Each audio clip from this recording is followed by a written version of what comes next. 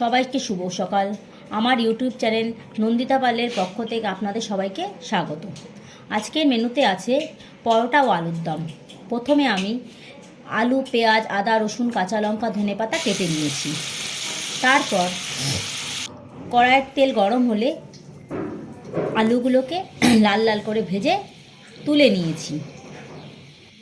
কেটে রাখা আদা, রসুন, পেঁয়াজ, কাঁচা লঙ্কাগুলো মিক্সিতে পেস্ট করে একটা মশলা বানিয়ে মশলাগুলোকে ভালো করে কষিয়ে ভেজে রাখা আলুগুলোকে ওর মধ্যে দিয়ে দিয়েছি। এখন জল দিয়ে ভালো করে 15 মিনিট আলুগুলো দিয়ে একটা কষে নিলাম। তার মধ্যে আলুটা সিদ্ধ হয়ে গেছে। এখন আমার আলুর দম তৈরি হয়েছে।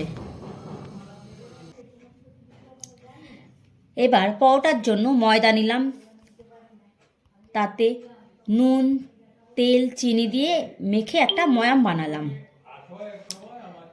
এবার অল্প তেলে পরোটা ভেজে গরম গরম আলুর দমের সঙ্গে পরিবেশন করলাম পরোটাটা। Thank you.